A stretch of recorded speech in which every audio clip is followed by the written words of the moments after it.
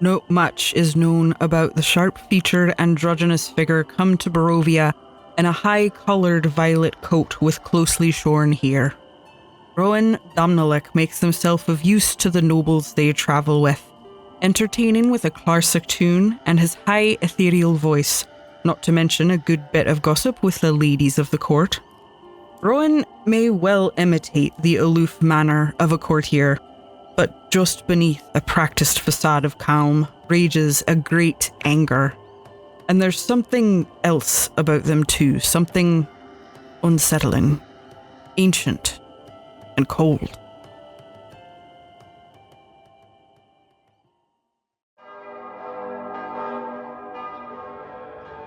Father Esquivel is an ordained priest, sent far from home on missionary work.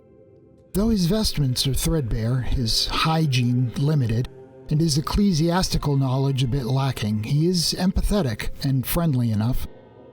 He's on the younger side for a priest, but whatever his life before the cloth, it must weigh on him heavily, for physically he seems aged well beyond his years.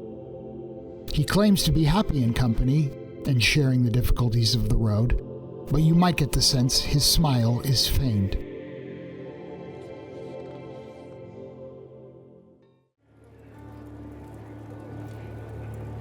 Even while petting her ornery pet Pekingese Monto, Lady Lan never smiles. A severe Chinese lady dressed in elaborate silks and other finery, Lady Lan never seems to have a hair or jewel out of place.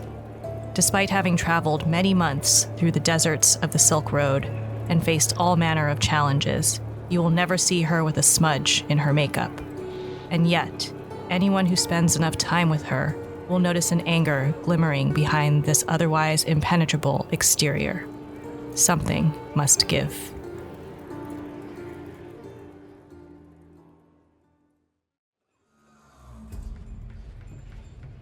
Erik von Eggenberg is a pale young boy, his skin almost translucent in the dim light. His eyes, the color of a stormy sea, hold a lifetime of unspoken sorrows, fixed upon the arabesques of the moldering wallpaper, seeking patterns that do not exist. His hair, a messy jet black patch, appears to be thinning. He moves with the jerky grace of a puppet, his limbs seemingly not entirely his own. Clutched firmly in his hand is a ruby brooch, a glimmer of hope in a life filled with darkness. Whispers follow him, telling of a noble lineage abandoned, a sinister apprenticeship, and a mysterious benefactor offering salvation in a distant land.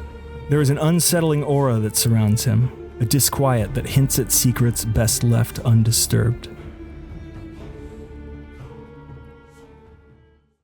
Oh yeah, there we go. How you like me now? We have movement. So we just talked for like 20 minutes silently? Man. All that stuff about Assassin's Creed, nobody's ever gonna know now.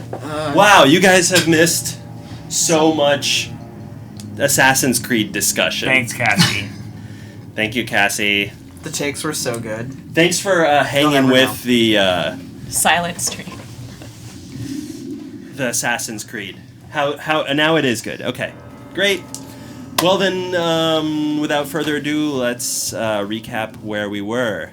So, when last we left you guys, you had just descended into the undercroft of the church in the village of Barovia. Yeah. You've come to the village in order to seek the blessing and rites of the village priest, Father Donovan, and bury... Donovich. Thank you. In order to bury the burgomaster, Kolyan Indirovich, who had been killed by, it seems, Lord Baron Strahd. Strahd von Zarevich, the ruler of these lands. You found that out after just successfully defending the town from an incursion of the dead and having an encounter with Strahd's envoy, Rahadin, who said that Strahd was prepared to extend his mercy to the village in order to, after having assaulted them with undead night after night, as payback for an incursion on his own domain that was led by the son of the village priest named Doru. Once you'd gotten back to the burgomaster's mansion in order to check on Irina, the daughter of the burgomaster, and the burgomaster himself, having come there with Ismark, Irina's brother, you found the burgomaster dead, and Irina unconscious after having been bitten, it seems, by Strahd. You tried to get rest at night, during which you overheard a discussion between Ismark and Irina, where they concluded that Irina would set off for the town of Vallaki, where other villagers had gone as well, and where she might be able to find safety from Strahd. In the morning, you carried the coffin over to the church, and Father Donovich said his ties to God had apparently been severed.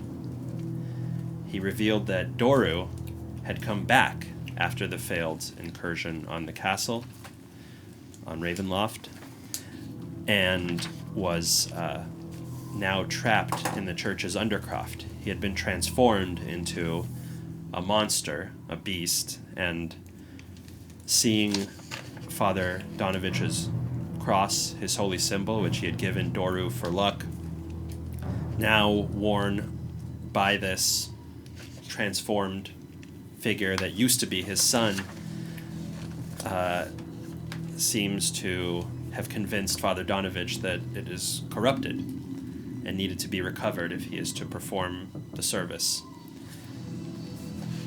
You agreed to slay this new form of Doru and descended into the undercroft, where after looking around for a bit, you heard a young man's voice, strained and tired, call out, "You've come to kill me, haven't you?"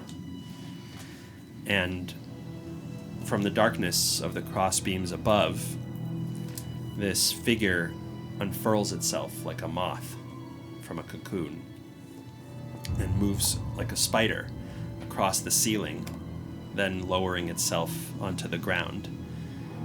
It comes into the faint light cast by candles seeping through the floorboards of the church, and the shadow resolves itself into the form of a young man with youthful features that are strikingly reminiscent of Father Donovich. His skin is ghostly pale, and dirt and grime streak his face. His clothes are ripped, worn, and his hair is an unkempt and ragged mess of tangles and knots. His eyes are red, bloodshot, and his gaze darts wildly from face to face. A leather cord hangs around his neck, and from it is suspended a blood-stained bronze crucifix that rests against his chest. He swallows, licks his lips slowly, and you see a pair of pointed fangs poke out. "If you want to kill me, I won't stop you. But I do have one request first."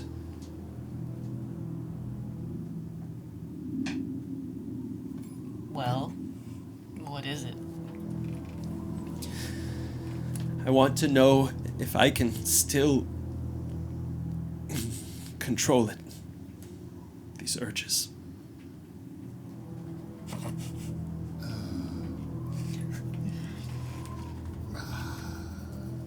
I need the scent of blood.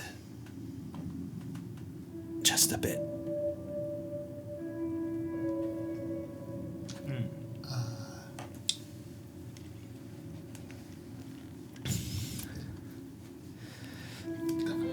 This seems odd.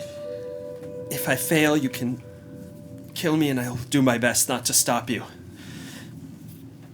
But if I succeed, I want you to tell my father I'm still alive. His son is still alive. So you need blood. Yes. Any kind of blood? Human. Any sort of person's blood? Any of you will do.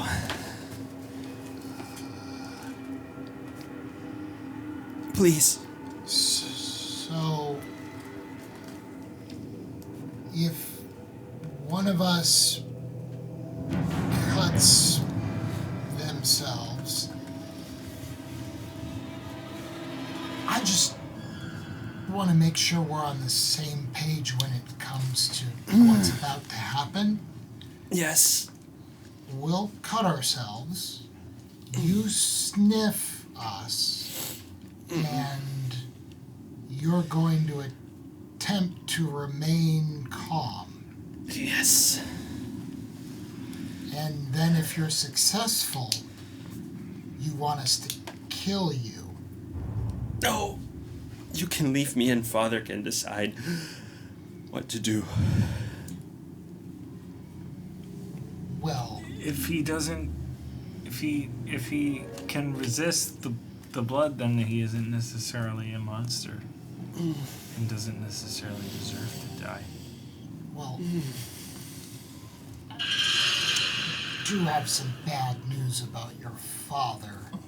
Yes. But I suppose that can wait.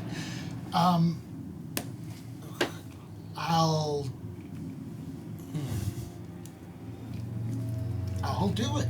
And yeah, I take out a dagger and I go to do the traditional this guy. He and looks- then I'm like, why would I do it on my hand? Yeah, why do So so many people do that? It's so painful. And it's do like, it it on my touches So a lot dirty. of stuff. Yeah. Bad call. Bad call. Like, Lady Lon prepares her dart. I'm gonna ready a starry wisp. Also. He Do you have is there a specific type of blood that, like a, have you cut already? no, I was. I'm pretty is sure here blood is all okay? the same from wherever you cut it. He says, We don't know that. Just- I mean, I've seen a lot of blood from different Do it! places. Okay, then I cut my arm So enough his- to draw blood. immediately his Gets a muscles tendon. tense, his eyes squeeze shut, and a few moments later his nostrils flare, and this thin, pinkish line of saliva starts to run down his lips. He whimpers, and his fingers, you can see them flexing and twitching, and he just starts to whisper, "When the shadows come, I will not yield. Darkness is the destroyer, and the temptation is the weapon. I will face the night and its horrors and await the horizon, for in the light of God's love, only light can remain. In the light of God's love, only light can remain. In the light of God's love, only light can remain."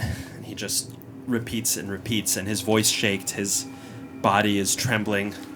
A fist is clenched at his side, grabbing as tightly as it can onto his clothes, and the other is squeezing the crucifix around his neck until you can see it draws blood from his own hand.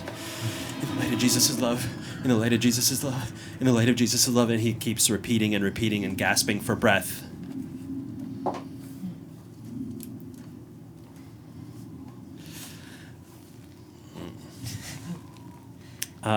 And after what seems like an eternity, his body finally relaxes and his muscles uncoil. And then his breath grows steadier. And this look of strain fades, and he says, "I need it. Kill me."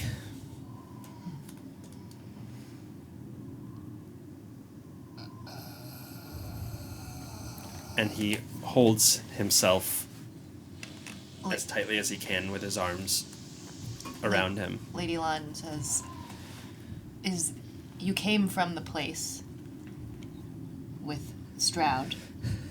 Is there a cure for this affliction?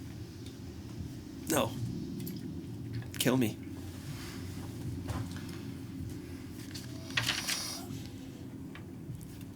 I will yield to it. Kill me. He'll come and get it. Do you wish to speak it all to your father before you? No. Is there perhaps anything that you could tell us about this Strahd before we grant you peace? I can just tell you what I remember.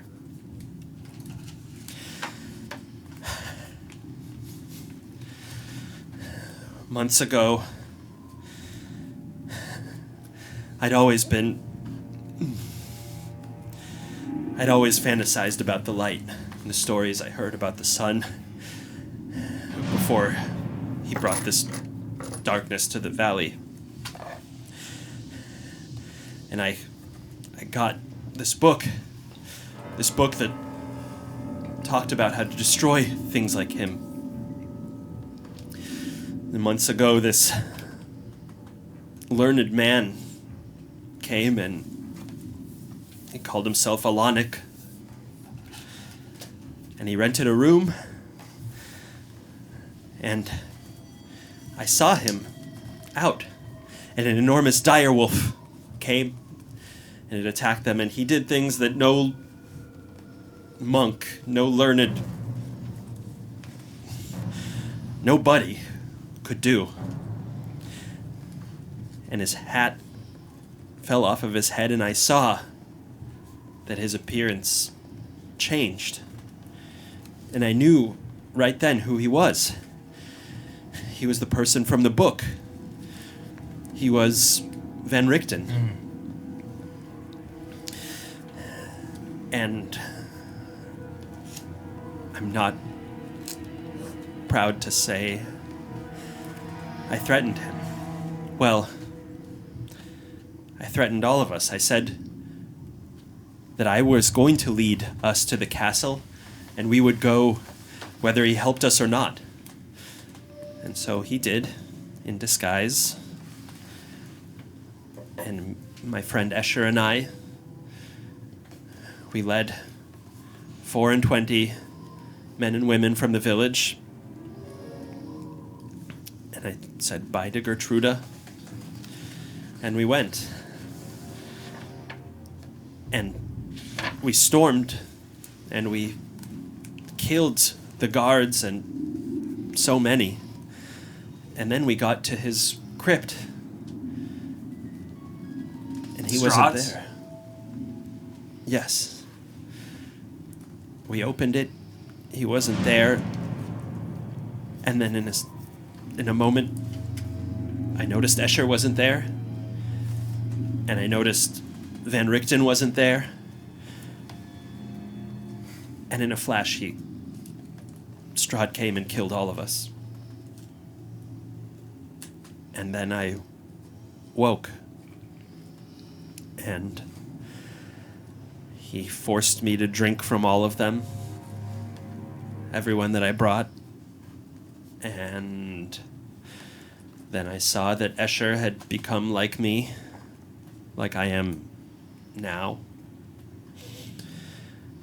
And I told him about Van Richten. And then he sent me back here. And he said, "Go see your father." And he let me have this, and he rips off the crucifix and holds it out to you. Mm-hmm. He let me have this as a game or a joke. So Van Richten was one of the ones you drank from? He was gone. Or he was gone. And I can feel Strahd with me. Always. And if he tells me to do something, I can't say no. I can't disobey him. it. What has he asked you to do?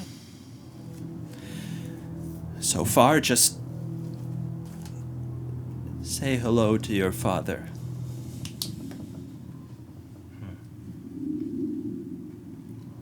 And I was almost glad. I was glad that he trapped me here. Because,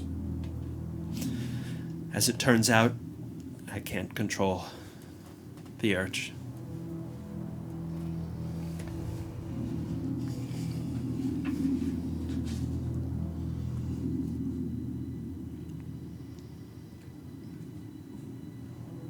Cassie wants to know what the DC was, by the way. I'll tell her later.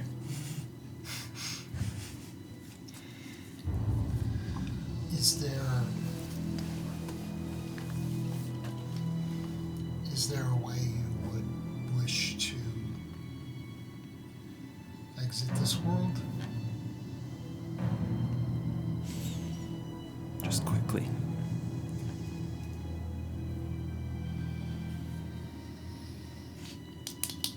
Lady Lon, walks up. Lady Lon has the wooden stake from upstairs. Oh, good. This is the only way. Lady Lon, I know something about urges and controlling them. Are you sure that this is what you want? There are ways. No, this is the only way. Lady Lon walks up to him, and she kind of puts her claws this way just in case. Wait. Is Gertruda safe? Gertruda is still missing. She went after me. Okay, yeah, do it. Are you sure? We'll find her. Okay. Lady Lon's gonna do it. Okay. Do I roll anything? You don't have to. He doesn't resist, but in the last moments as you plunge it in, you can see him with his fangs fully I don't blame him. tracted. What's the opposite Retracted? of under-retracted? Extracted. Protracted. There you go. There you go. And he falls to the ground and quickly dissolves into ash.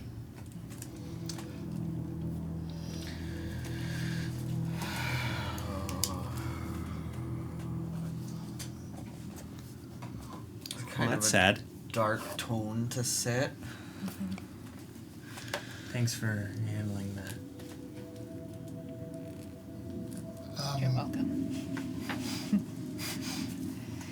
It's clear nobody wanted to do it. Wait, did he give you the Yeah, did he crucifix? hand me the crucifix? Well, I was did gonna you ask. take If you it? took it, yeah. I'm yeah. Seems like you should have it. I'm gonna think about saying a few words, and it looks like I'm moving to go kneel by the ash pile and say something, and then Eric I says, don't. I don't think you need to.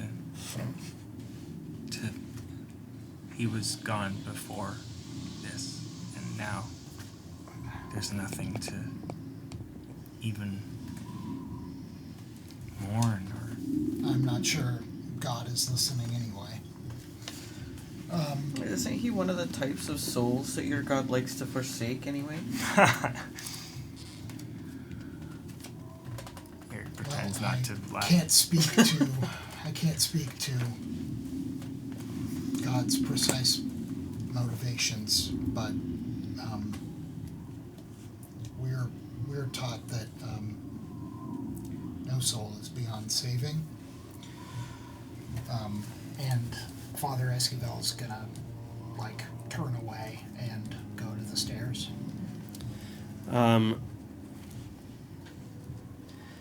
Esquivel, you notice that among his ashes there are his clothes that appear to not have been dissolved.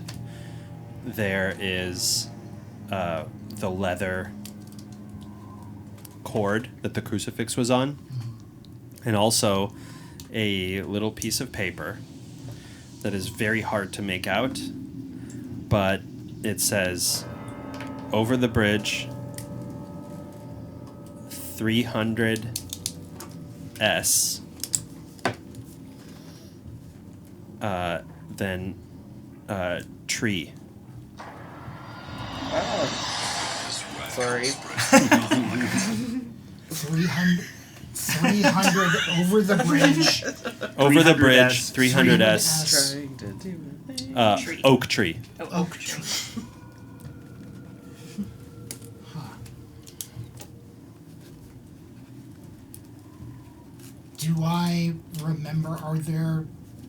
Did we cross a bridge in order to get to the church? You didn't. Wasn't there a bridge when we first entered the town? Right. Because we shouted across. I do vaguely remember that. No, that was the barricade that they had set up. Okay. There is a river on the other side of town that you would have seen. I see. And there On the is west side. You don't know if there's a bridge there, but you would assume so. Okay. Yeah, I guess I would.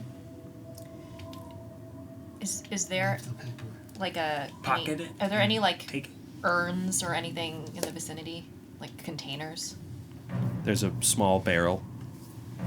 I put the ashes in the barrel. With your claws. With your... yeah, what do you use to pick them up? like scrape on the stone. With my sleeve. Okay. That's nice. Yeah. And then I kind of The water's going to taste really weird, but... Is there water in the barrel? Yeah. Well, I would have dumped that out. Okay. When they go for water, it'll be like, what the fuck? And then I carry it. This is full of Ashes of my son! You carry the barrel upstairs? Yeah. Okay. So you head back up the stairs, and both Ismark and Father Donovich are standing there expectantly. I'm imagining it's like a big barrel, and I'm handing it to Father Donovich, just like this. Just hand it to him, and I'm like... Yeah, so you're coming up through the trapdoor into the kind of sun-dappled, very disorderly main section of the church with the pews and the altar. I tell Father Donovich, your son gave his life freely. Honorably. So he's gone. Here. His eyes well up with tears, and he says, "Do you have the symbol?" Hand over the crucifix. He holds it so tightly that his knuckles start to turn white, and this strangled sob barely escapes his throat, and he sinks to his knees, cradling this bronze cross like it's an infant. He says, "Oh, my dear precious boy. May God forgive what I've done and what I couldn't do." It wasn't your fault. He was gone well before we got to him. It had to be done. It had to be done. For our sake, but and also for his.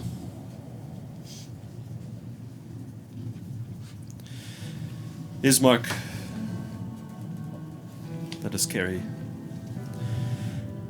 the coffin outside. And as you exit into the wrought iron and fenced cemetery through the rusty gate to this rectangular plot of land behind the dilapidated church, you see the tightly packed gravestones that bear all the names of the long past souls. And in the quiet, Donovich says, "Dig for your father, and I will do the same for Doru." And as the rain starts to come down, Ismark and Irina each take a shovel, as does Father Donovich. Takes a few hours. Do you help with that? I'm definitely gonna help him dig. Only if they want it. Yeah. Not me. But you're so good at digging graves. Well, he's good at It's true. unearthing. Yeah. Well, it requires digging up Not graves. digging them, I don't know how. Just dig them up again. Never worked on Earth that's never been broken into before. Yeah, it needs to be softened up first. So he, once the holes are dug, it's a little past dawn at this point. And, sorry, a little past noon, I mean. And Donovich says a private prayer over his son's grave, and then turns to the burgomasters, to Kolyan's grave, and says, "O Father, Lord of blessed light, Redeemer of men, we commend into thy mercy and thy radiance Master Kolyan Indirovich, now departed hence from us and gone evermore into your glory. We beseech thee to grant unto him thy mercy and everlasting peace, as thou deliverest from him from this everlasting darkness into infinite light, from pestilence to growth, from shadow to day, from death to new life. Grant him entrance into your land of light and joy, in the fellowship of thy saints and the brilliance of thy presence, by your will and grace." Ismark wipes his eyes. Kolyan Indirovich bore all the qualities of a great burgomaster. He was kind, compassionate, just, but above all else, he was our father, the man who taught us to choose courage over fear, hope over despair, and laughter over sorrow. Even though he has left us, his lessons and memory never will. May he find rest in Jesus' embrace, and may his legacy never be forgotten. And next, Irina stares at the grave for a few moments, as she has been all the while. Her fingers twisting into knots, and finally she says, quietly, "When you found me, I was a stranger, child, lost, alone. You and Mother took me in, cared for me, loved me as your own, and when I asked you why, you only ever said, because I needed it. I can never hope to repay what you gave me, but as you did, I will never stop trying to help those simply if they need it. Everyone stays silent for a few moments, and then Father Donovich asks, "And Father Esquivel, do you have any words to offer?"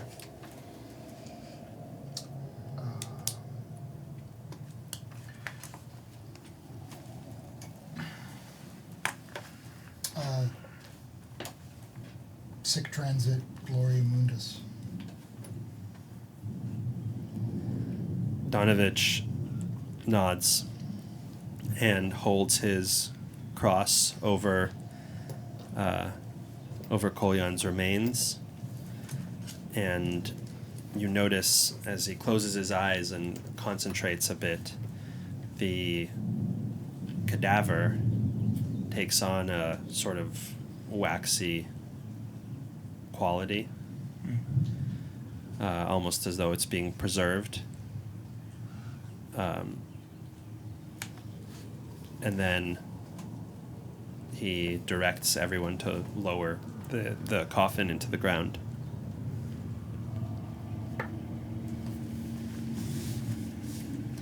And with that done, you hear a rustle to the west, just outside of the cemetery. And from a tree, a host of bats take off into the air. And below them stands a tall, silhouetted man, and he becomes a bat and takes off into the air. And they vanish up in the mists. "This is not a good omen," says Donovich. I suppose that was him then. Quite likely. Irina says, "I fear so." Does he often appear in the daytime? He can. There is no sun here. I suppose you're right. He's made it quite hospitable for himself. And even when he nears the waters, they stop flowing. This is his land, not just in title, but he is the land. And you remember that was part of the chant that was being chanted in the cellar at the house of the Griswolds. What were they? Who were they? The Bismarcks. They had a name that Durst. I was like, right there. Yeah. Gustav. We were just talking about. We were just talking about the Fred, Dursts. Robert, the Dursts. I mean, Robert's not far off. Both famous Dursts. So Father Donovich wipes his hands on his robes and says, "Oh, and by the way, I guess since you defeated him, you may place the mini for Doru on the altar of defeated enemies." I don't think that seems right. Oh, absolutely. We I feel killed like him. We killed him. You killed him yourself. I feel like he should be on. We should have a separate thing of like fallen allies. Oh God. He's gonna be the only one. Yeah, he looks miserable. Yeah, he did a good thing.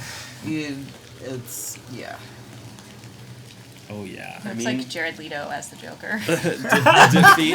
Yeah. Okay. So I am having a problem where if I'm doing faces, it's basically the Joker or just a bland Just a peach one or color. tan or black mass. Faces are hard. Well, Yeah. should we have a fallen allies over on the right there? Maybe? I don't. You don't think so? I feel that it's all the same. I think Yeah. fallen Okay, is all fallen. right, fallen is fallen.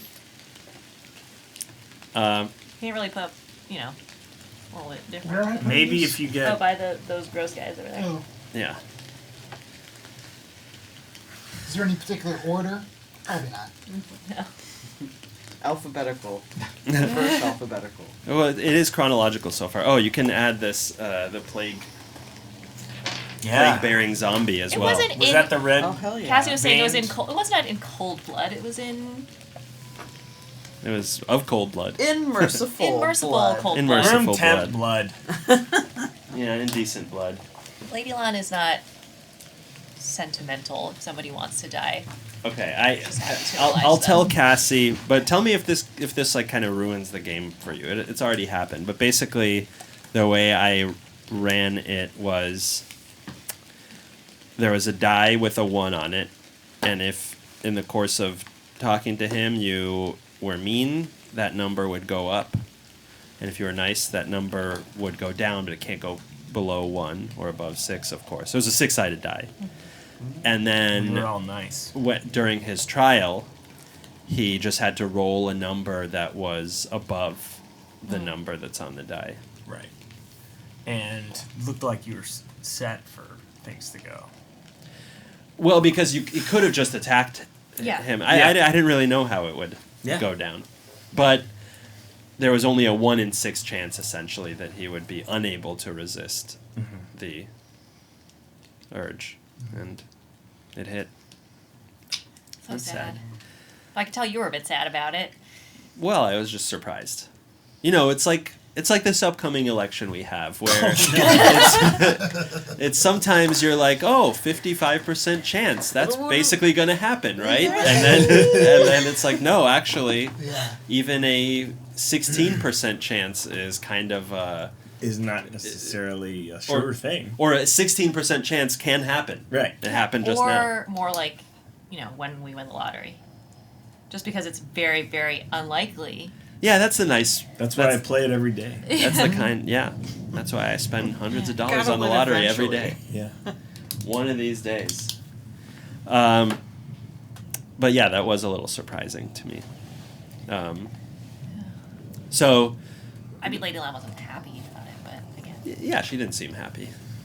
Donovich says, "So, where do you go now?" To get my dog. West. Okay. And he looks expectantly at Irina. She says, "Yes, I will go with them. I don't want to, but my brother can be very convincing." And Donovich says, "Well, the bats and I heard what the envoy said, but he does seem to be fixated on you, and you know what can happen."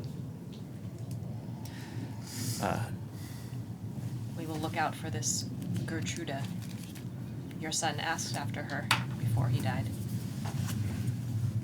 His betrothed. Yes. Did he say anything else? Well, he told us a bit about how he came to be in this place. It's probably already known to you. He prayed to your god. He wished to remain himself for as long as he was able. So there was something left in him. We could tell he was brave. But he left you no choice. It was his decision in the end.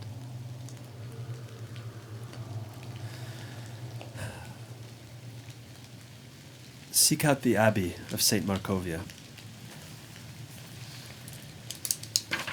It's in the westernmost village, Kresk. I do not think there are many people left there, but this was once a bastion of good, and may still offer some protection if you cannot find it in Vallaki. Can I intuit some kind of, like, it seems like we just sort of passed some kind of check that he was making, like we did something to either impress him or instill in him a feeling of, like, these are well-intentioned people, and I'm just wondering what's He seems more grateful that you've put an end to this thing he's been wrestling with. You know, he does seem very tired. He seems like he's spent a long time trying to figure out what happens next. And I think that's sort of the vibe. Got it. He does have some trust, and he also is relieved that Irina is going.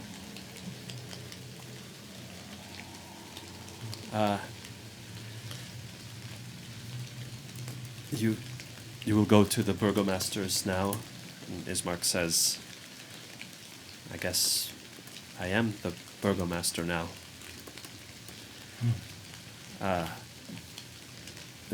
So, yes.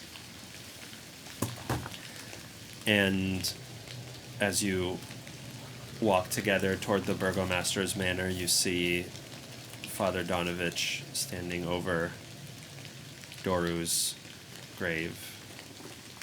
That's how you leave him, sort of looking down. But his shoulders do seem a little bit higher than when you first saw him praying in the church.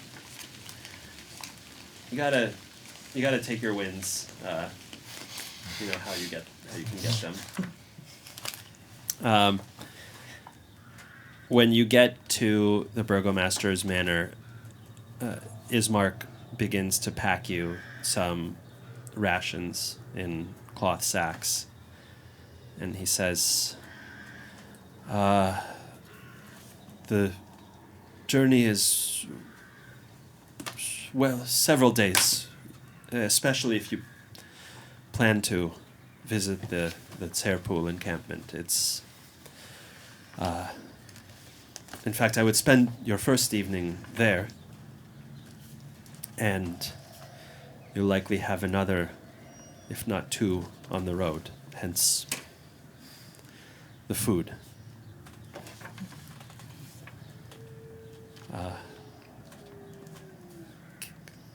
And then Irina walks out, says, I'll be back in an hour, and we can leave. We'll make it to the encampment if we go now, by evening.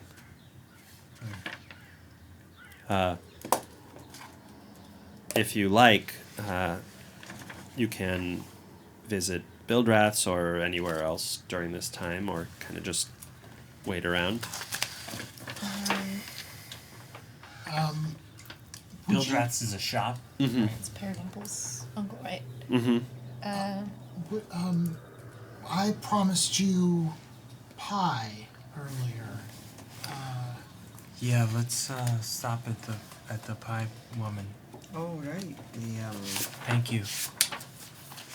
I'm gonna go. Blood of the I Vine. will go and check out the wares. At Bildrath's? Yeah. Okay. So, and Rowan? Ooh, I don't have a lot of gold. Yeah, I think I'll tag along to Bildrath's. Of course, I first clean my sleeve Of the dust. of the dust. like in The Big Lebowski, just flies all over Rowan behind you. Just like, yeah, that's like. Why is everything a fucking travesty with you? So you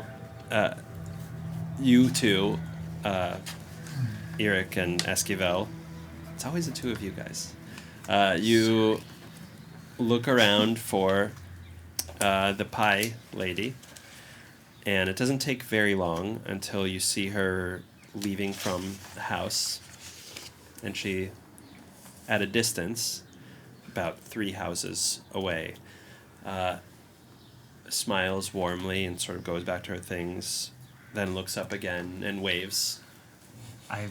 Eric waves in the most excited you've ever seen him, with an actual smile. Is it disconcerting? I think so. Yeah, it is. It's a horrifying smile. So you guys approach her.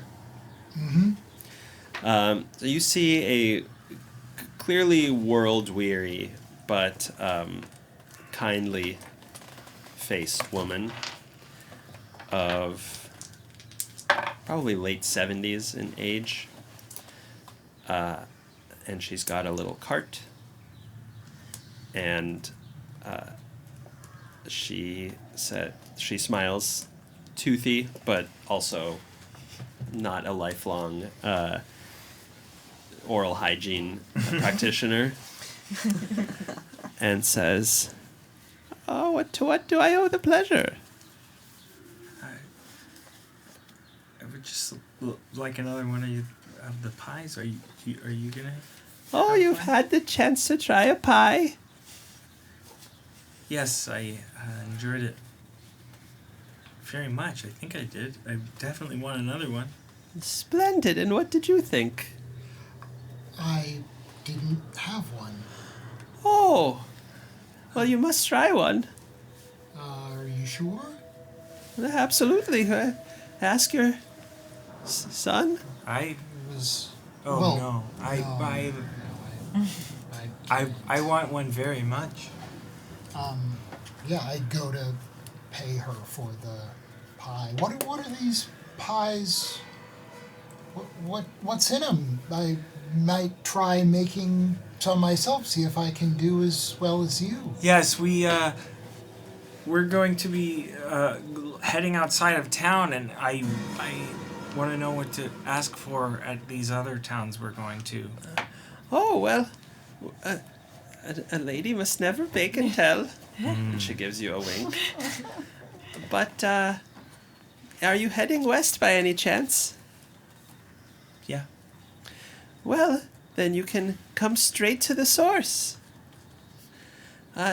2 days from here, if you're walking. Before the village of Vallaki, you'll see an old windmill. And there is where we grind the wheat to make the pies. And here's where I come to sell them. It's an exclusive. Thanks. Oh, wow, that's amazing. We'll definitely check that out. Oh, please. On the road. We'd love to have you for dinner. Eric says to himself, 2 days west. I'm. No, don't. You're leaving without a pie. Can I make some kind of assess this woman insight check or? Yeah, you can do an insight check. Nat 20. You're a little suspicious. But she's totally sincere. No, she wants you to come. Yeah. She seems She like definitely believes that you should go. you should. Yes. But something's a little off.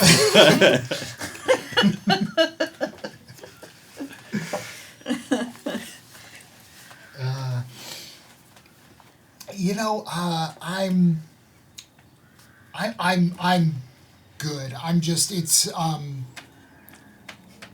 It's You don't want a pie? It's against my.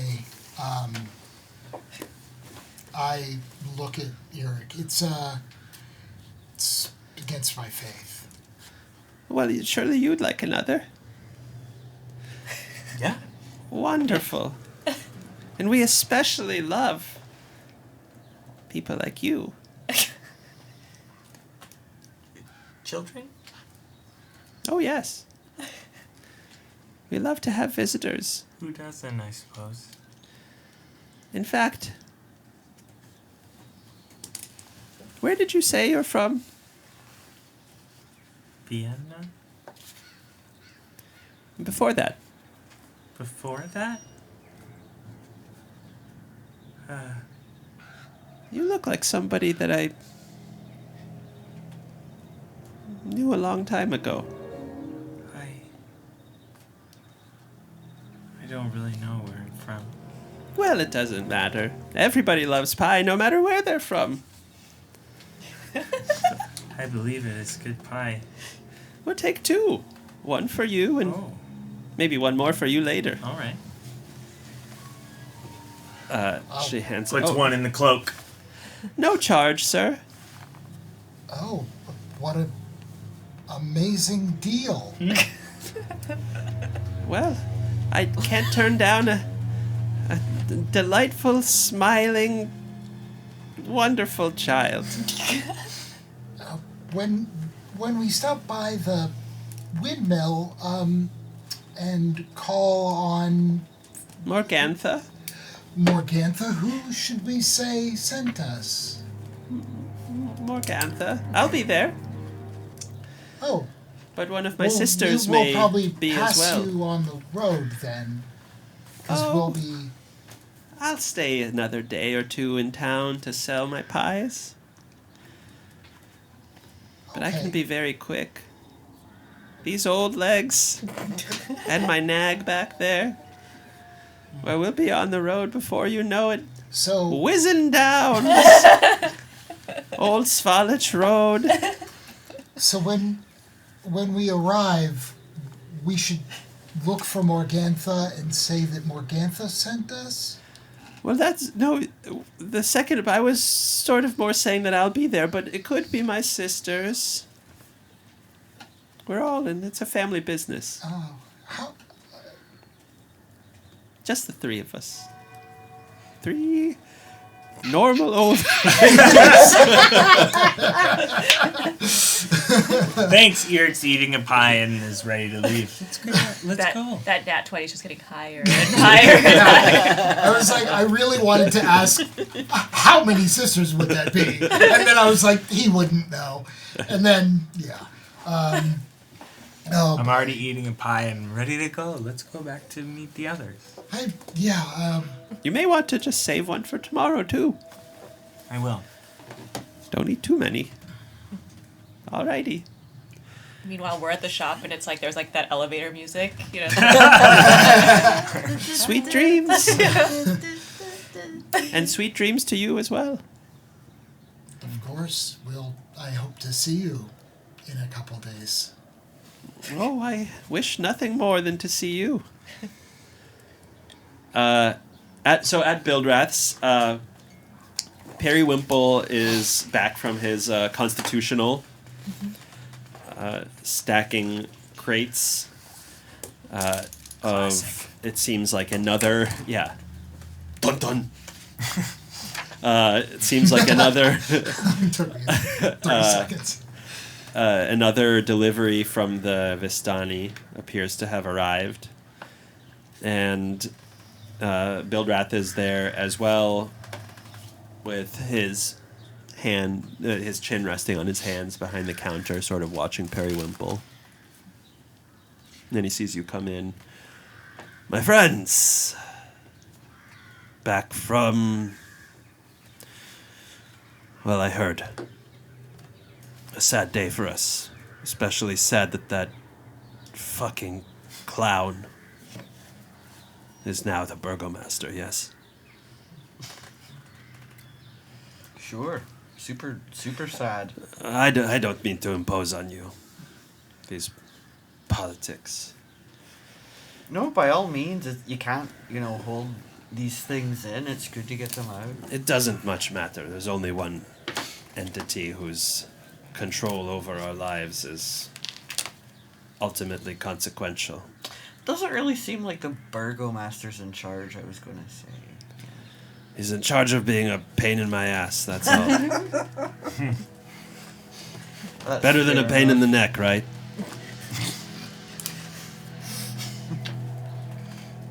Just a little Barovian humor for you.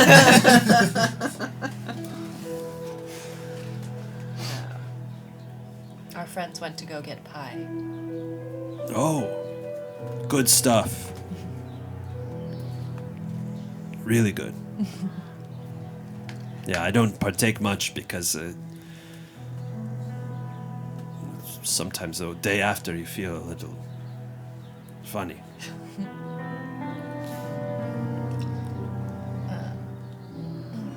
What's in the new shipment from Livistani? Any more of our things? Your things. They could be your things. And why shouldn't they be? All it takes is a bit of gold.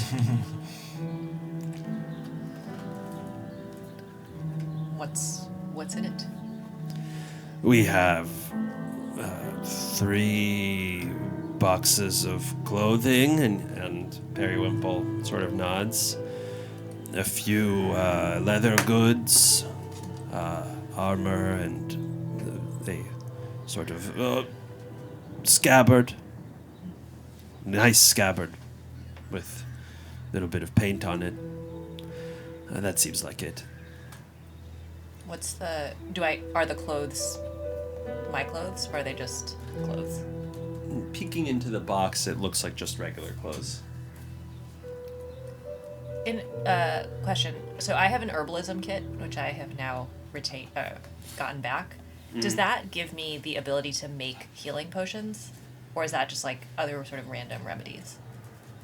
It gives you the ability to make healing potions and to make that poison from the mushrooms that you Yes. found. I forgot about those mushrooms. But I would presumably need other ingredients, right, to make a healing potion? You may, yes. I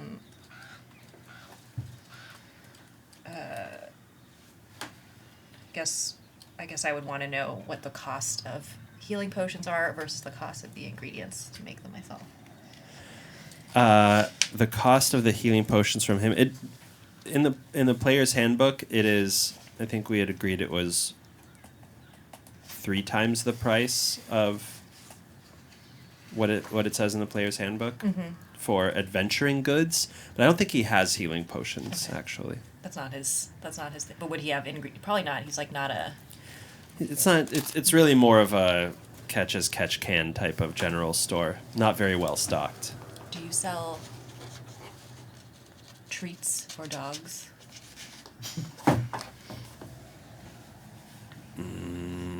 What does the dog like? The finest dried meats. Oh, dried meat I have. Yes. We have venison. We have rabbit. Rabbit will do. Okay. And you could buy for 5 silver pieces a baggie of dried rabbit that will last you Okay. at least a month. Okay. If you ever find your dog again. Oh, she's finding her dog again. She if he says that, she grabs the... Yeah. Oh, good luck. Thank you. Yes, I hear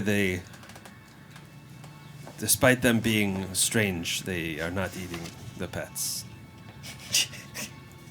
in Sarah camp.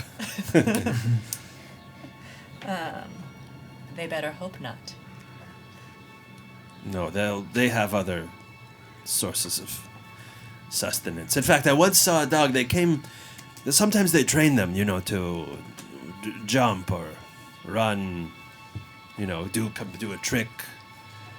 I'd like to see them try to get Monto to do any tricks. Not the worst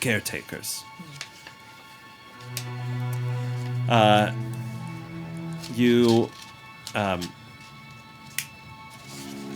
Ismark would have come to you two, Pie Guys, and asked you to gather your friends because Irina had been gone for a little longer than expected. Just a little, just about 1:30 or 2. And he asked if you could go help find her. And he says, she has a favorite spot,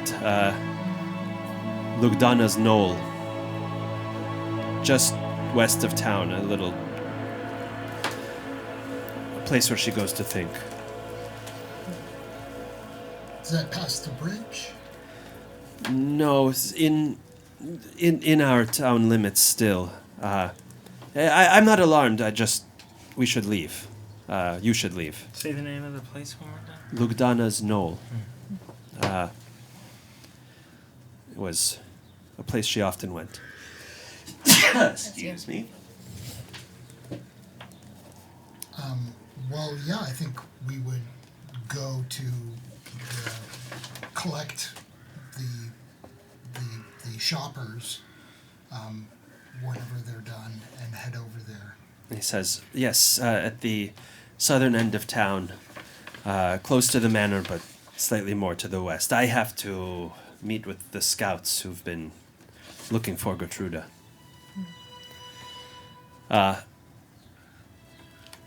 Do you head there?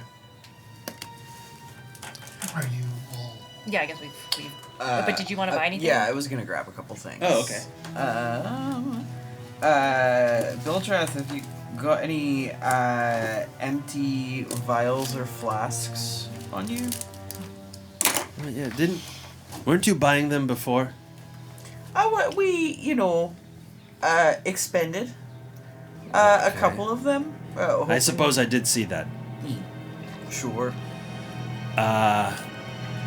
Yes. The price as it was before is 1 gold per. Fantastic. I would like to buy 3 vials from you if I could. He says, Parry, actually, I'll get them myself. And he goes to a shelf that's around the counter, reaches for a box that's at the very bottom, where he wisely put it so that it would not be dropped.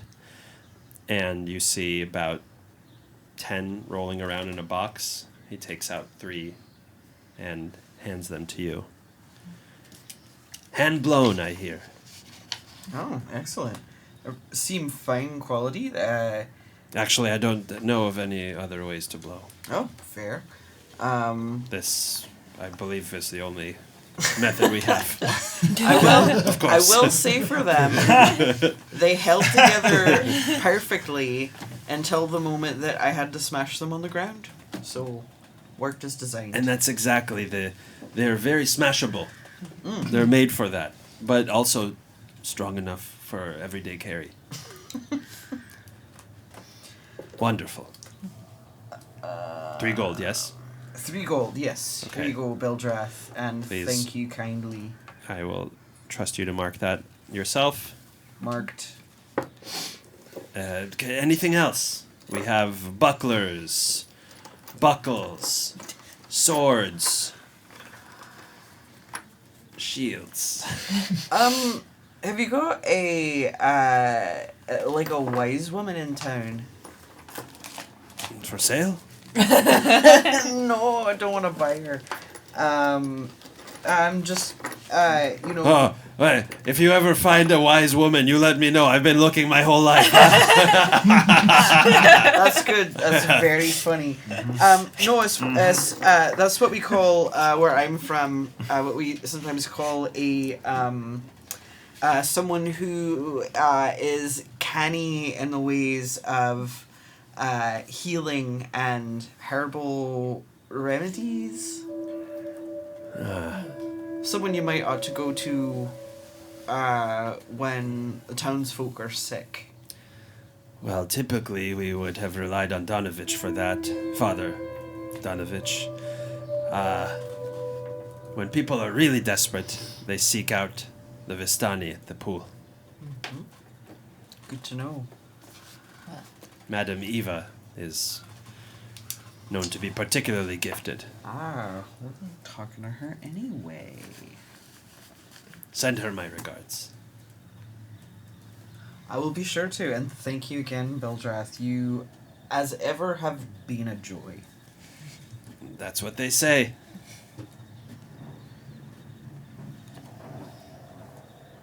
I think now we're done. All right. Yes. Lady Lon sort of extends her hand. He gives a deep bow and holds your hand with one of his.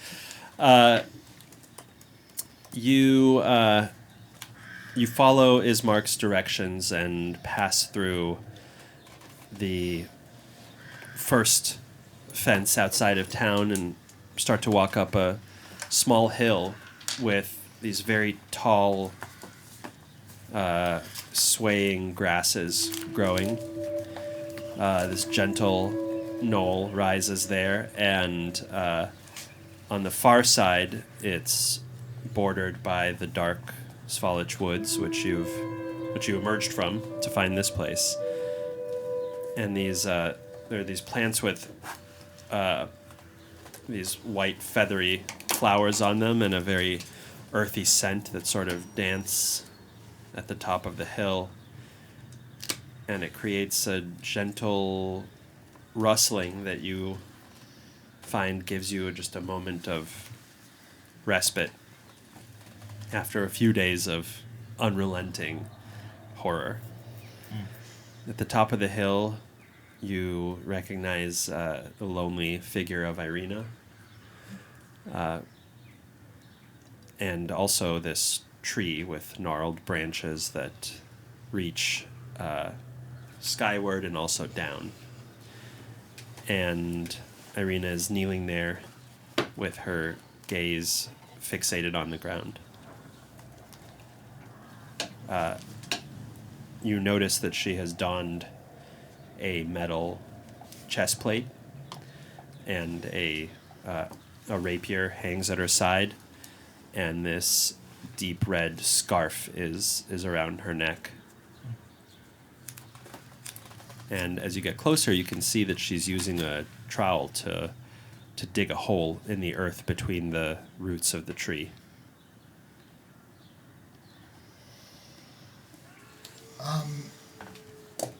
Would you say that this is about 300 paces south of the bridge? No. Okay, that's something else. She found the treasure.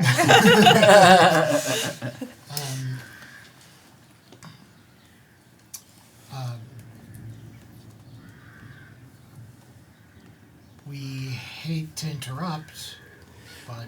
She was really fixated on her work, so as soon as you speak up, she jolts as though she was in a trance.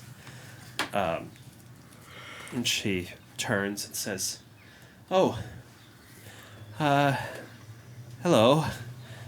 I'm sorry to have made you come search for me. There's something I needed before we leave." Can we help you?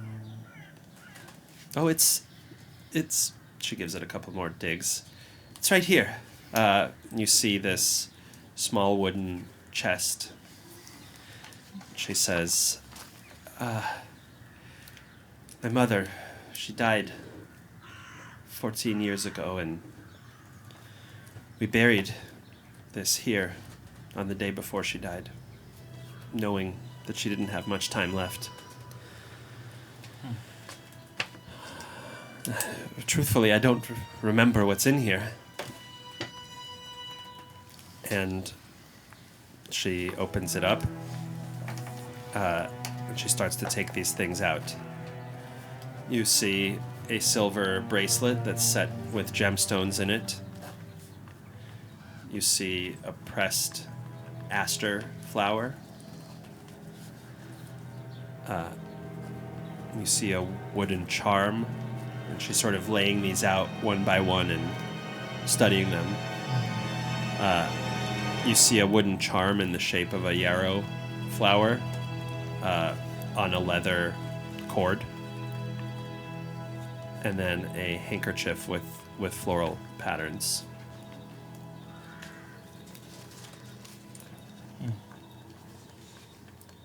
These are very pretty mementos.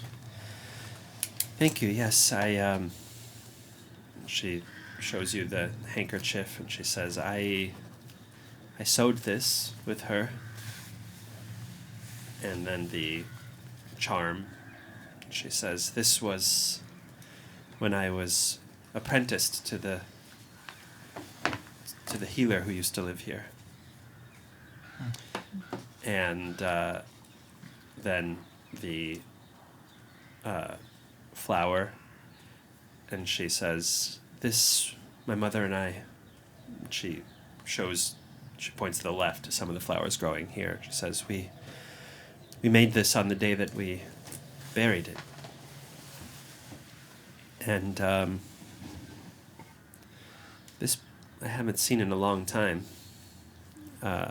looking at the bracelet. I think they said that I was wearing this when they found me.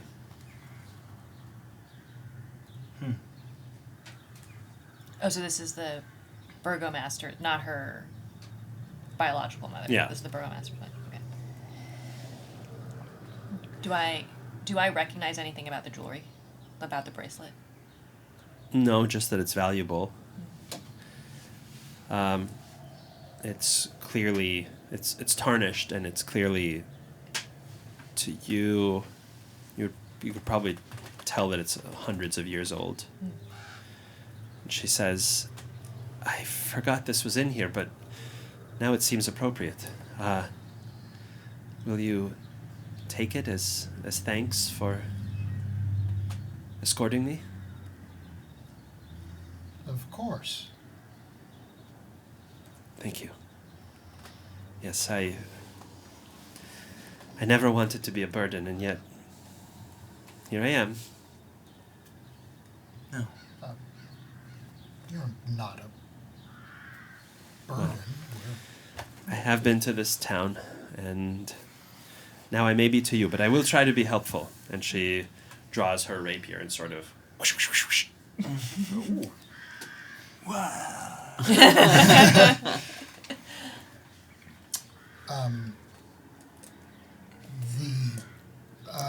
The bracelet.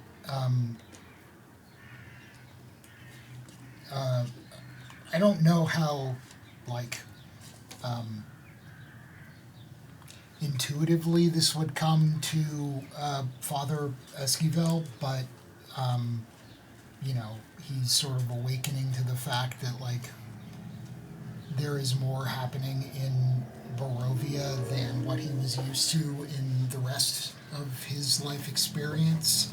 Is there any, would he get any sense from it, from the bracelet, or I guess any of the items, if you would let me do that as well, that they are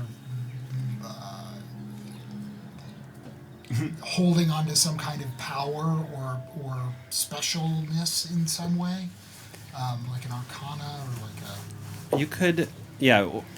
First, you start to just examine it and make an arcana check. Guidance. Oh. You feel Rowan put their hand on your shoulder. Okay, that's a 10... 14. So first, just physically, you think it's worth about 100 gold pieces based on the kind of... as part of your work, you would have to inventory and occasionally sell some of the goods that have been donated to the church over the years. It has an intricate pattern of the moon and the stars on the exterior, and it looks relatively... And you would notice this too, Rowan. It looks pretty accurate as to, the position of the moon and stars, at least at certain points of the year. There's a moonstone gem embedded in the center of the moon, and the stars are made with small lapis. How do you say this word? Lazuli. Yeah. Lapis lazuli gems. And then on the inside of the bracelet, in tiny, elegant script, it says, Tatiana, may you find your path, and may you find light, even in the darkest places, mother and father.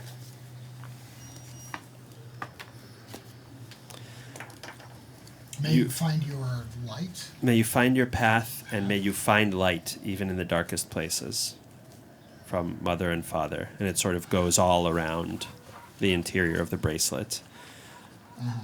That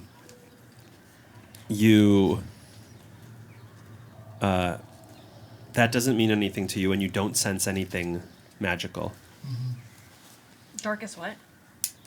even in the darkest places. Have you seen this before? The writing on the... Oh, yes, but it doesn't mean anything to me, and frankly, I don't even remember how I got this. Well, I'm not sure it... I think it Thank you. clashes with some of my garb, if anyone else would care to... You seem like more of a gold person. I think back. Yes, yes, in a lot of ways.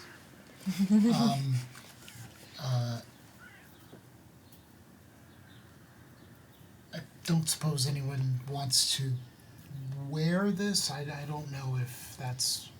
You may sell it. It doesn't hold any value for me. Eric is just waiting to see if anyone else speaks up. I think I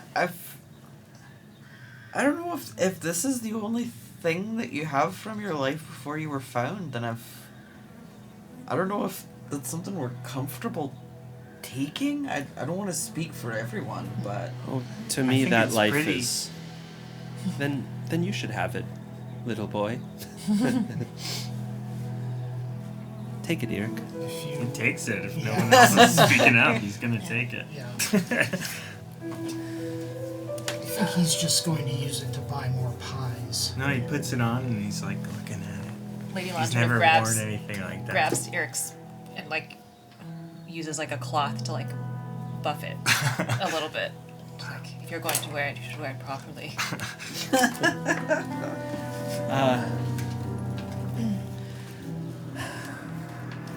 She puts the other items back in the chest and then removes her scarf. Sort of touches the bite marks on her neck. I don't know why he hasn't killed me or turned me. I don't know if this is just some sick game like with Doru, or if he just likes to see people suffer.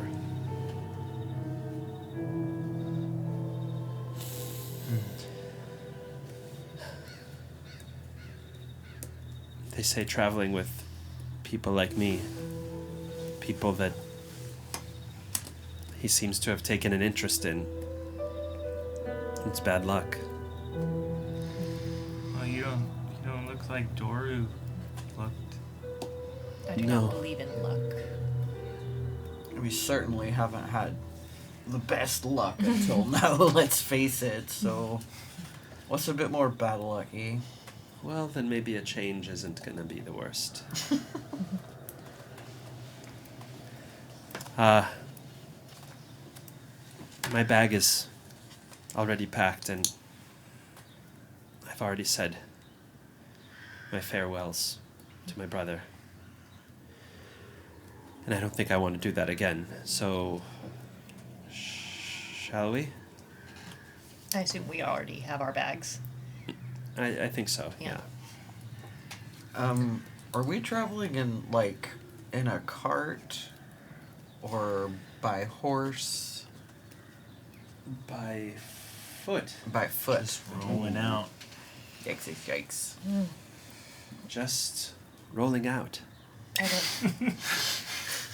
I don't suppose there's some sort of coach or means Not of here. transportation. No, there is a coach, but it's not one that you want to run into. I see. Elon sort of looks at her shoes like in. Fine. Do you want boots? I have another pair. Are her boots nice? They look pretty nice. Right now she's wearing kind of greaves, so it's hard to tell. She's like armored up. I think Lady Lan will keep her. Thank you, but it's an ensemble. It all works together. Well, It really does.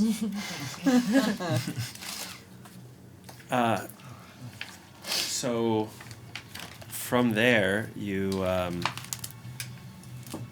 set off, and the journey starts with the first few paces outside of town. It's the early afternoon, a little cold, a little drizzly and misty,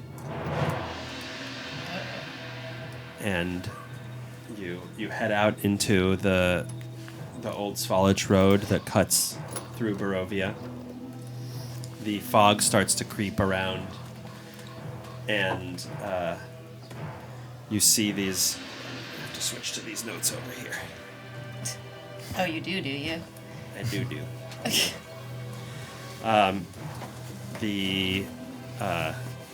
You see some tall, pale green grasses around you, and it sort of stretches out all the way up to the river crossing ahead. The sky above is kind of a dull gray color. The clouds promise rain later in the day, and Irina sort of looks up and says, "I hope we get to the Tser pool before it starts to come down." It's not long before you can see this old arched stone bridge over the river. The river runs clear blue under it. It's actually rather pretty, but for the lack of sunlight. And after crossing it, you find yourselves on this muddy road that winds its way up through the trees. The air is thick with a sort of damp earth smell, decaying leaves, forest scent, and the trees are kind of pressing in and casting these deep shadows. Father Esquivel, you hear a rustling noise, and you see a silhouette crouching in the mists, in the underbrush. And I sort of try to subtly clue everyone in that I've noticed someone. or something. Irina looks as well, and she says, "Careza, is that you?" And the figure comes up, and from another tree comes another. You vaguely recognize these people as the ones that greeted you on the other side of town by the barricade when you first entered. They say, "Irina, you are leaving here." She confirms, and they give you a stern warning. "We're looking for Gertruda, but no sign yet. Just be aware, yes? His spies are everywhere. The wolves, the bats, sometimes even the trees. Do not take for granted that you are alone. Not in these woods. Lady Lan prepares her dart. I would pull out, I guess.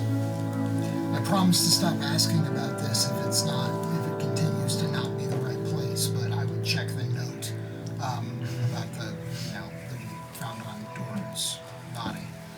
So you can start to the bridge, right? Yes, you pass the bridge, and you travel a little further into the woods, looking for kind of an obvious path to cut down this muddy. As you say bye to the scouts, they say that they'll continue looking for Gertruda and also for another family that's been lost in the woods. And they say they wish you luck. So from there, you see the road bend, and the river brushes up against you again, and you can see the reflections of the trees and even the fog in its surface, and it gets very quiet at this point. There's just some trickling water, rustling leaves, soft rain, a kind of fresh smell. Very little bird song, just the crows and ravens. And something tells you, like, this is the place. It seems perfect. So you step from the road into the woods and kind of cross beyond the tree line, and you squelch into this loamy, muddy soil. Fog kind of curls under you, and you start to count off 300 paces. At this point, the gnarled trees are reaching toward you from the canopy overhead. Does anybody other than Father Esquivel take this little jaunt? I'll go.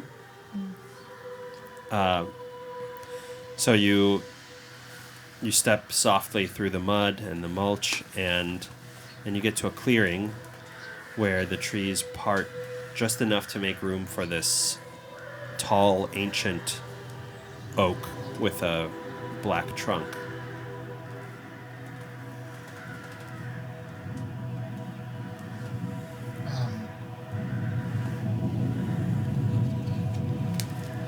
Suddenly, looking through the trees, you realize you are not alone.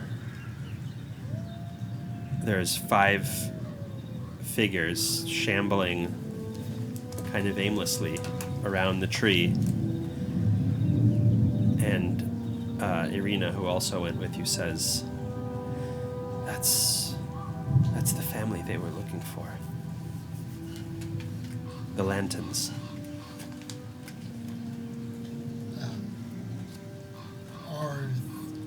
Do they normally shamble like that? No. They are doing a classic lurching zombie walk.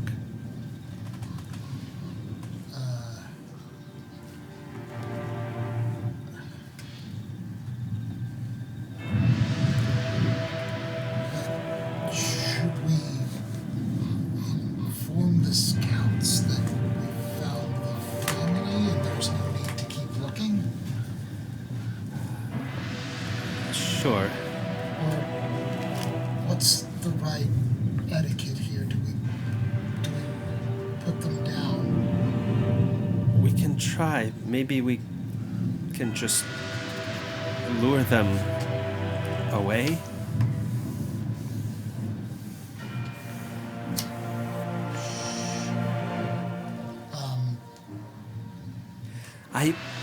I will tell the scouts.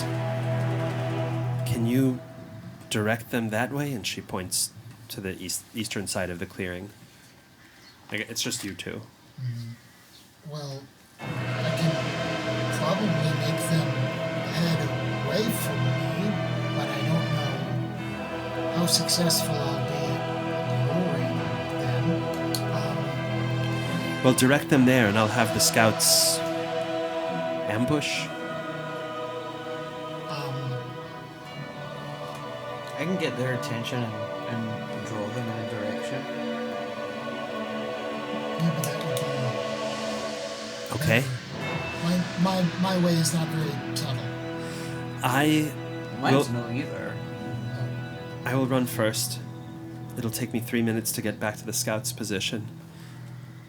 Another 2 to get the scouts into position over there. And she points into the woods. Tell us what she's doing on her way back? Yeah. Okay.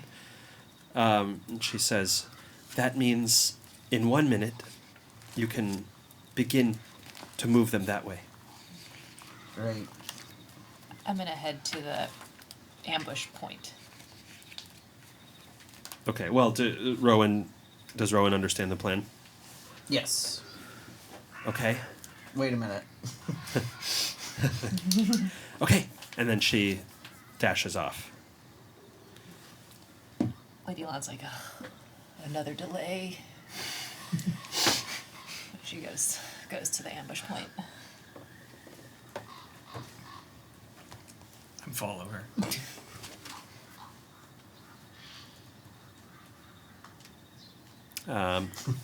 1, 2, 3, 4, 5, 6. You can probably count to 120. I believe in you. I've got an education. Yeah, you'll get there eventually.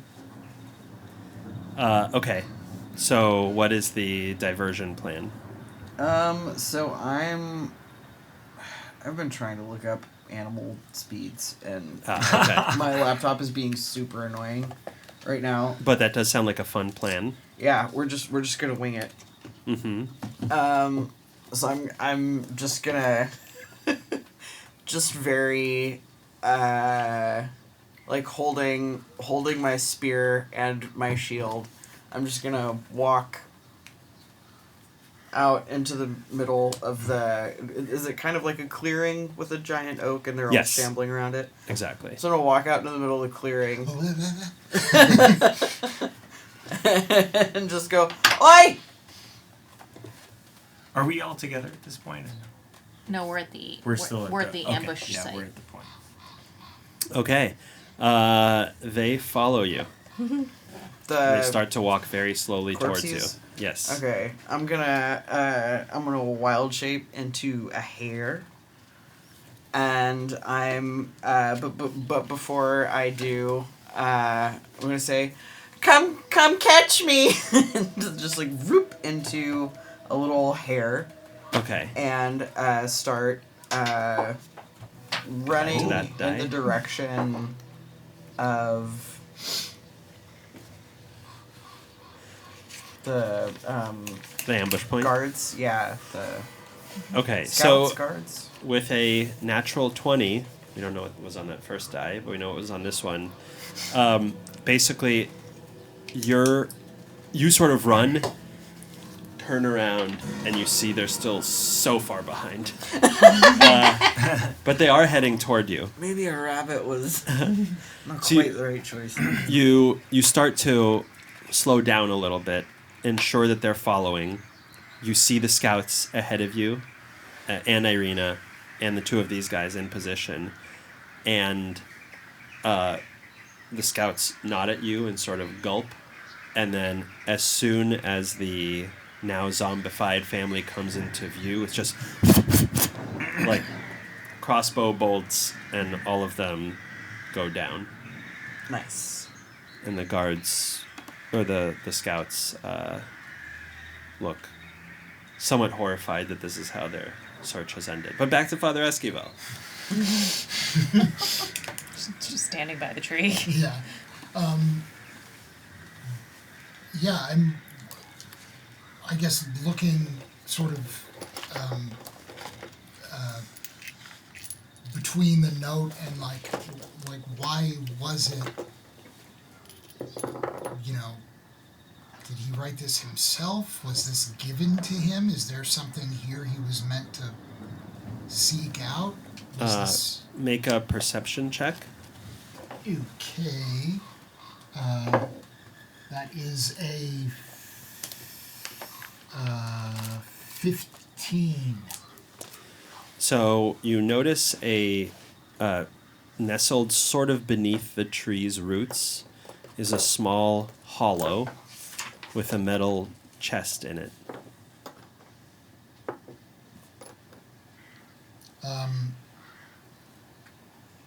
I'm going to look around and see.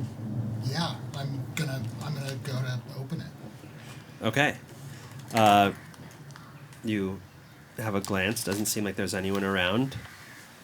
And you open the chest carefully. Inside, you find 20 silvered crossbow bolts. Ooh. A light crossbow, 2 healer's kits, 2 vials of holy water, 1 potion of healing, and a turban.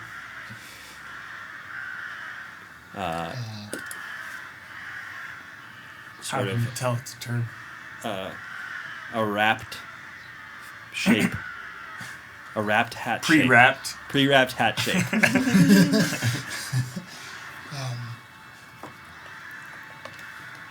Once I've sort of established there's no greater danger, I would alert the rest of everyone to this find. Does anyone know?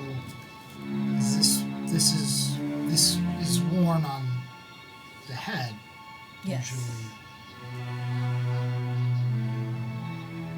Does it seem warm? No. Does Lady Lon having sort of traveled through the east, Yeah. does she know anything about this kind of turban? You just know it's a headdress.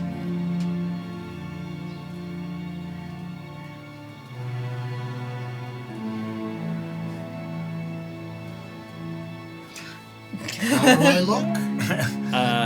You look like a brown-skinned, robe-wearing person that Lady Lon would have seen along the path that she traveled, the Silk Road. Very mixed messages, I guess, between the priest and the... Uh-huh. Yeah. Yeah, I would take it off. No, but has it like turned into like? Yeah. Oh. You've Oh. changed. So Yeah, that's what you look like. Oh, I knew I already had... Oh. Yeah. Well, that was unexpected. Does someone else try this? I take it off. A little like brown rabbit hops up to you all and is like, well, that's a hell of a thing. I want to try. You look like a very pretty girl. Whoa! With huge boobs. What do I look like? And long blonde hair and like a sort of one of those pointed princess hats. I don't like veil. it. Lady Lon sort of looks at it and hands it back to Filip.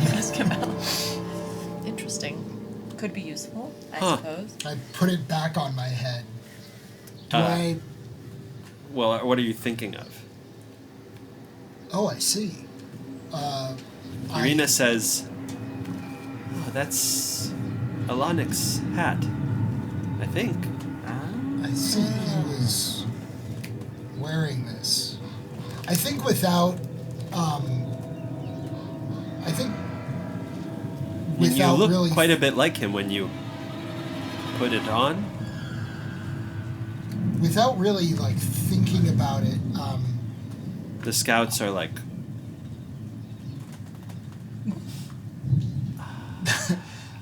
I would think about the Alanik was priest. a priest the whole time. And Irina says, no, I don't think that's what this means.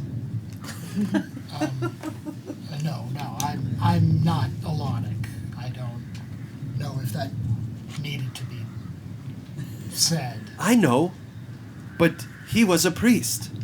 Just like when you doff the hat, you are one. No, this is. I'm always. This is baseline. See, and I go to put the hat on one of their heads. And he looks like Ismark the Greater, the figure in the center of town. And then I take it off, and I'm like, you wouldn't see how it works. It's not. Yes, it makes you someone else. Sure. Irina says, at least by appearances. So who is Alanik? Oh. Well, Where did Alanic- you find this? In the tree. Wait, so how do we know who Van Richten is again? Just know his name from being on a book. Okay. I think the man you knew as Alanic was someone else, someone with business in the area.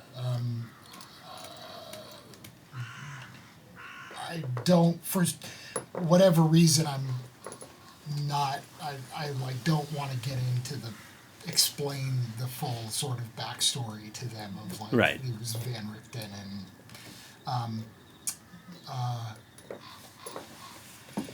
I say, well, this could be useful.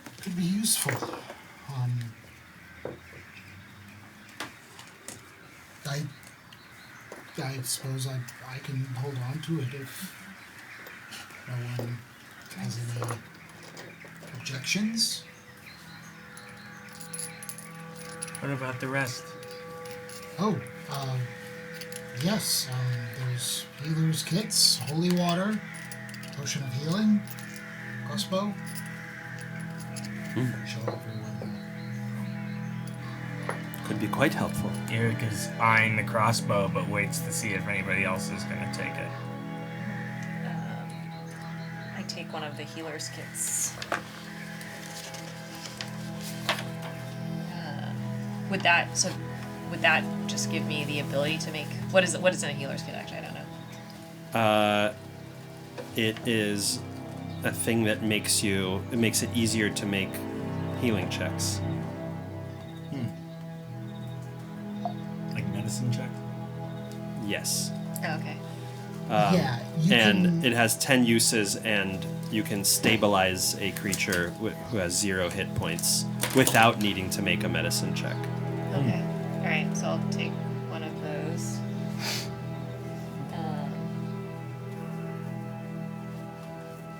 Who still has a healing potion?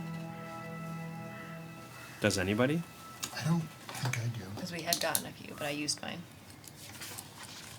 I did not have any. I take it and I give it to Eric. You may need this. Well, shall we make haste? Yeah. Yes. Wait, so who can anybody use a crossbow? A light crossbow? Yeah. I'll take it. I don't think I can. Okay. I You keep the can, holy but water? I don't need it. Yeah. There are 2 holy waters. Yeah. So just take that. And then, so you have the light crossbow and the 20 crossbow. bolts. bolts. 20 bolts? 20 bolts, silver bolts. And then I sort of turn to Irina and the scouts, and I'm like, more silver. Is this effective against these creatures? Some of the wolves, the ones that appear supernatural in their intelligence, they cannot be harmed other than through silver, at least. Not nearly as effectively. Good to know. Okay. We will... Kereza, Korga, we will see you... Well, I may never see you again. Okay, bye. And they say, oh, okay. Should we make our way to Valaki? We will be sure to seek you out there. They gulp awkwardly. You continue down the road, and soon the river bends again out of sight, and the dark woods start to surround the road again, and finally the trees sort of pull away, and you see this tall cliff at the base of a foggy sloped mountain. Already throughout the day, the air has gotten more damp and more cold, and as the drizzling rain stops, you see this soft fog swirl around the base of the cliff. As you arrive, you see this old wooden gallows that's creaking in this chilly wind that's blowing down from the high ground. And a frayed length of rope is dancing from the beam in the soft wind. The road splits here, and the signpost opposite the gallows has 3 directions. You could also use the map if you want. Here. To the east, it points to Barovia Village. It's that big thing there. Oh, yeah. Oh, hell yeah. Oh, who took the other healer's kit, by the way? There was one. I only took one. So someone else should take one. Well, you gave me one, right? Sorry. No, I gave you the healing potion. Oh, yes. Great. That's better. Thank you. I can. Yeah, Makes okay. sense. So the crossroads points to Barovia Village to the east, and to the Tsair Pool to the northwest, and then Ravenloft / Valaki to the southwest. And the encampment is towards... The Vistani encampment is towards Valaki? Well, it's been towards Valaki so far. Now it sort of is to the northwest, whereas the road actually goes southwest to get to Ravenloft and Valaki. I think this is where we came in, and then is this Yes, you came in from the far east, far east. and then Barovia. Ah, right, and here are the mountains. This is the castle, probably. So you see a low wall around the gallows that's kind of crumbling in places, and it's enclosing a small plot of graves that are getting swallowed up by the fog. Irina says, we should, for the evening anyway, before it gets too late, head toward the pool, to the Vistani camp. Oh, yes. I agree. Yeah. Lady Lana's doesn't even stop to think of other directions, just walks in the Vistani camp direction with Irina. Okay, there's the creepy windmill. Definitely go. Unlimited pie. To a point. Only I wonder cost if you your that's the soul. Durst mill. Ooh. As you begin to, so you're heading toward the pool. Do you want to... As you begin to leave the crossroads, you hear a creaking noise behind you. And all of you turn, and where there was nothing before, now swings a body, slowly hanging. And it turns very slowly, and you just see the face of some unfortunate person. Except, Rowan, you see your own face staring back at you.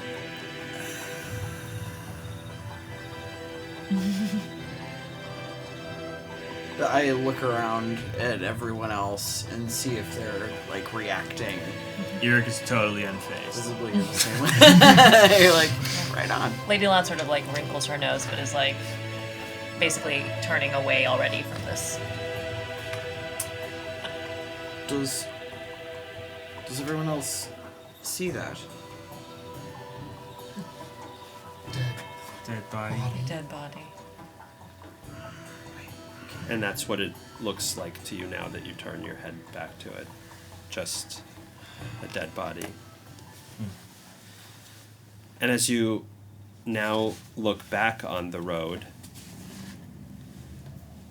standing where before there was a clear path, you now see, and Irina draws a sharp breath in, a large, opulent black carriage with two black horses drawing it, and they kind of snort, and from their nostrils this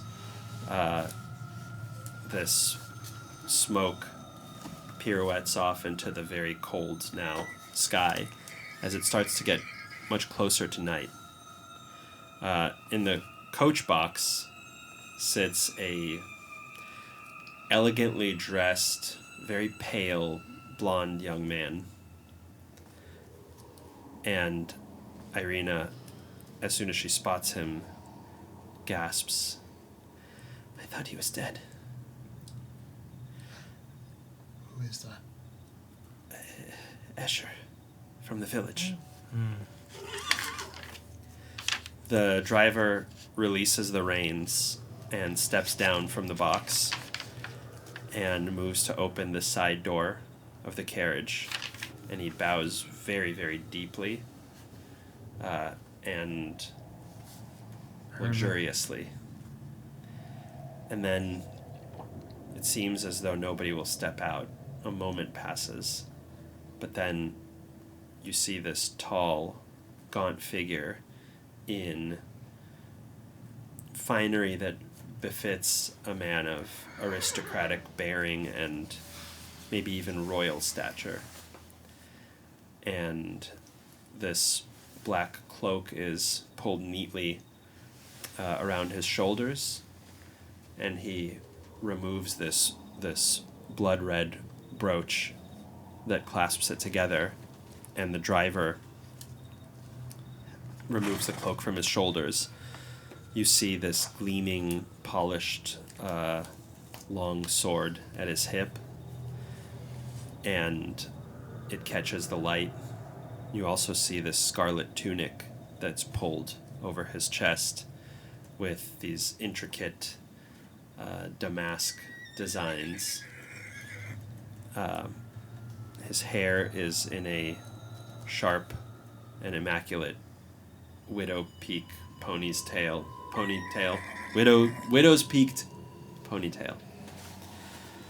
And he has very dark eyes that are adjusting to the light. As he puts the brooch in his pocket, you see that his fingernails form these really elegant, very manicured, but unmistakably red claws. Like your mom's. And it's only then that you notice that his skin is unnaturally pale.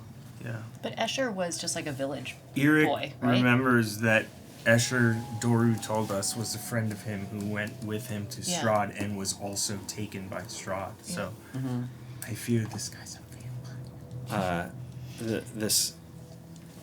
The man's eyes glint with this deep, intelligent hunger, and Irina rocks backward like she was hit. She immediately turns away and whispers with her whole body tight, "Don't look in his eyes. Don't look in his eyes." And you see the man's gaze briefly rest on Irina, and he smiles, though there's not a lot of warmth behind it. He says, "Lady Kolyana, what a pleasant surprise." Then he turns to you. "Good day. Maybe evening. I am Count Strahd von Zarevich, and it is a pleasure to finally meet you. You, Wait, newcomers." he's in the form, he's in the body of No, the boy? that was the driver. Oh, the driver. Oh, okay. He says, "My friends have told me much about you."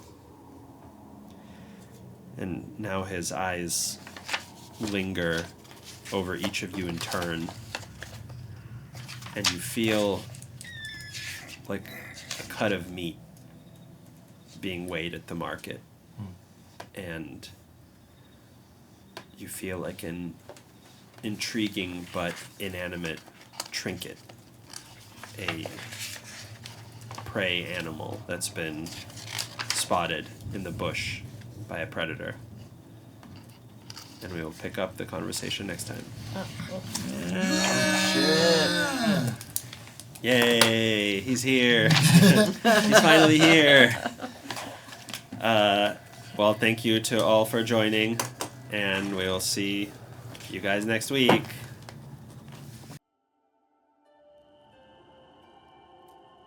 Not much is known about the sharp-featured androgynous figure come to Barovia in a high-coloured violet coat with closely shorn hair.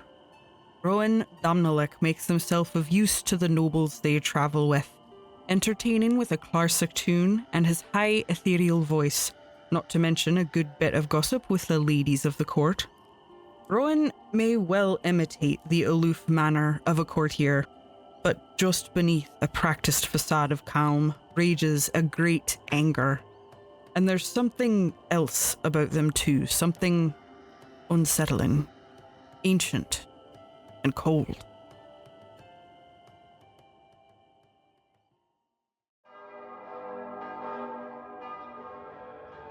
Father Esquivel is an ordained priest, sent far from home on missionary work. Though his vestments are threadbare, his hygiene limited, and his ecclesiastical knowledge a bit lacking, he is empathetic and friendly enough. He's on the younger side for a priest, but whatever his life before the cloth, it must weigh on him heavily, for physically he seems aged well beyond his years. He claims to be happy in company and sharing the difficulties of the road, but you might get the sense his smile is feigned.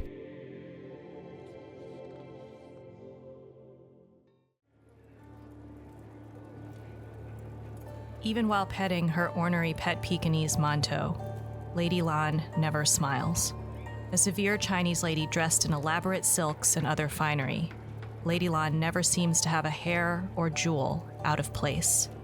Despite having traveled many months through the deserts of the Silk Road and faced all manner of challenges, you will never see her with a smudge in her makeup. And yet, anyone who spends enough time with her will notice an anger glimmering behind this otherwise impenetrable exterior. Something must give.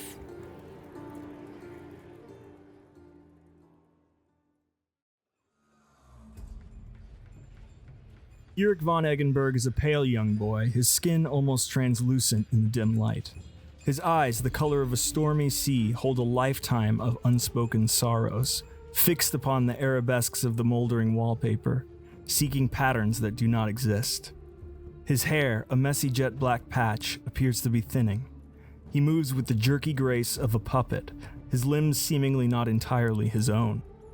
Clutched firmly in his hand is a ruby brooch, a glimmer of hope in a life filled with darkness. Whispers follow him, telling of a noble lineage abandoned, a sinister apprenticeship, and a mysterious benefactor offering salvation in a distant land. There is an unsettling aura that surrounds him, a disquiet that hints at secrets best left undisturbed.